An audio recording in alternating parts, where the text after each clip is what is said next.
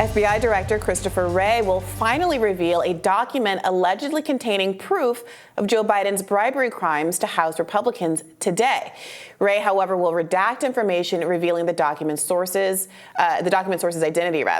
This, according to NBC News. The document in question, an FD 1023 form, allegedly describes a criminal scheme that took place when Biden was vice president, involving millions of dollars in exchange for policy decisions. Wray will bring the document to Capitol Hill to show to only Oversight Committee Chairman James Comer and Ranking Member Jamie Raskin.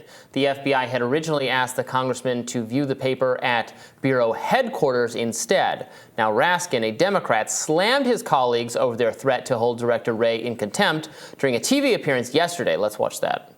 Really interested in is in holding the FBI director in contempt, not in getting a document that they've already seen. And, I don't know what this document is because the majority has closed us out, the Democrats on the committee. They are no longer respecting a bipartisan agreement that the committee's had for the last several Congresses. You have no idea what's in it? Well, there have been published reports which suggest that it has to do with Ukraine. That was a period, remember, when Rudy Giuliani was running around with a Russian agent who later was found to be so by the Treasury Department, Trump's Treasury Department, and he was waving different kinds of documents. Attorney General Barr, Trump's own Attorney General, was so skeptical that he created a panel to look at all of this information, saying you've got to take the Ukraine stuff with a grain of salt. So I think it probably has to do with Ukraine and allegations that went nowhere. In other words, this was looked at by the Trump Justice Department, and I think they ended all of it in August with no prosecutions, no indictments, and they're going back to recycle these unfounded accusations. Yeah, this is fascinating. So back in May, Comer said he believed this record that was coming out today contains, quote, a precise description of how the alleged criminal scheme was employed, as well as its purpose. If it is something short of that, then Republicans are going to have to deal with another one of these kind of media cycles that winds up in nothing. But the way that this has been described suggests that there is a there. Obviously, we'll find out very shortly. Now, the White House has pushed back. Ian Sams said a couple of days ago, this silly charade by Chairman Comer is yet another reminder that his so-called investigations are political stunts not meant to get information, but to spread thin innuendo and falsehoods to attack the president. He's already admitted this isn't about uncovering facts, but about trying to hurt the president's poll numbers. So the only question left is how long he will waste time, energy, and taxpayer dollars to support this effort. Maybe the timeline runs out today. What do you think about the possible political implications that we're going to find out later today? Yeah, hurting Biden's poll numbers, if that's a consequence of legitimate information that we obtain, is not like an illegal thing for Republicans to do. Yeah, it can be both.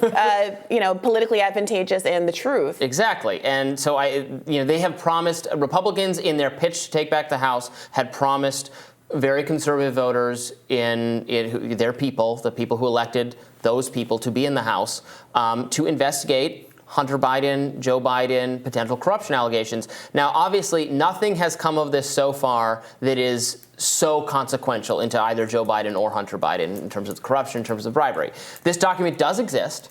They're redacting parts of it, so there is something sensitive in there. They want to protect the privacy of the person who brought it forward.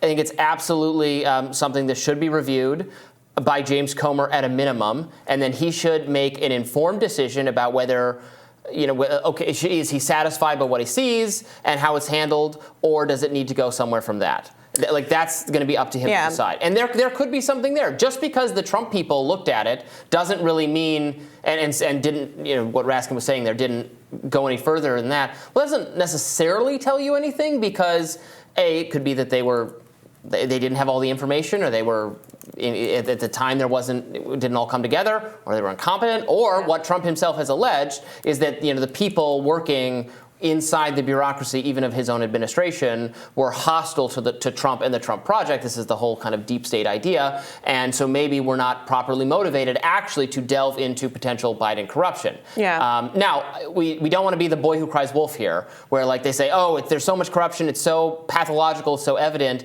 and then even highly motivated partisan people like the Republican House people can't find it or can't actually summon enough to get it over the finish line. So it's about time to put up or shut up here. Yeah, I agree with that analysis. Now, from the criticism of the Democrat side of this coin, it is frustrating to watch people like Raskin give these interviews that don't seem to engage at all with the reasons even regular nonpartisan folks have been skeptical of what's been going on with the Biden family, particularly in Ukraine.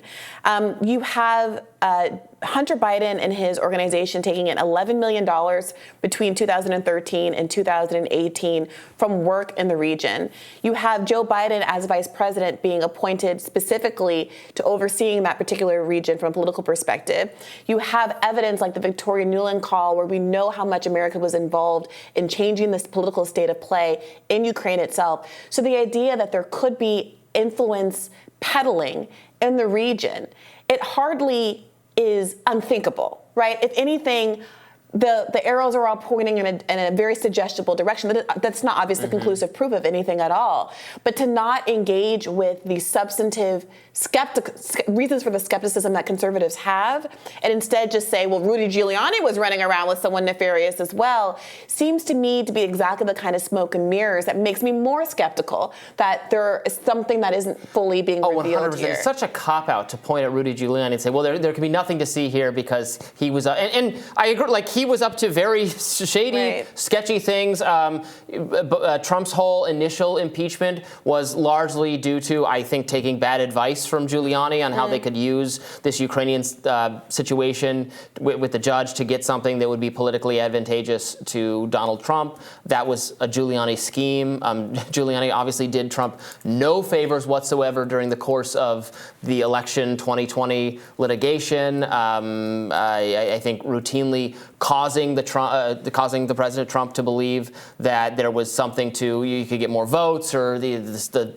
Dominion or the voting systems had gone wrong, putting kind of wild ideas out there that were evidence-free that made the whole thing look even more ridiculous. Right. So sure, but that doesn't answer the question of what Joe Biden was doing, of what Hunter Biden was doing. Regretfully, I suspect it is the case that whatever kinds of influence peddling may or may not have been happening. At very least, the inflated salary that Hunter Biden was being paid at the time, I have difficulty justifying that outside of his relationship to his father, even if there's not something formally illegal. And he was seeking these relationships based on the idea that he had access to his dad. Right. So, I suspect, based on the way the world works, that it is true that both sides kind of do this sort of thing. We were very critical, or the Democrats are very critical of Donald Trump's choice to put his children and children-in-law in positions of power in the White House. It was a whole nepotism smorgasbord over there, and that was inappropriate. And I do think that when I hear what Raskin was saying in that clip, it sounds a little like, well, everybody does it. And another one of these, it's a big club and you're not in it sorts of stories, which even if you are left-leaning or a Democrat or what have you, the fact of it being pervasive and being weaponized politically in this instance, I don't think should lend people not to be curious about getting to the root of this kind of corruption, if it does in fact exist in this case. Yeah, absolutely. And we'll have more Rising right after this.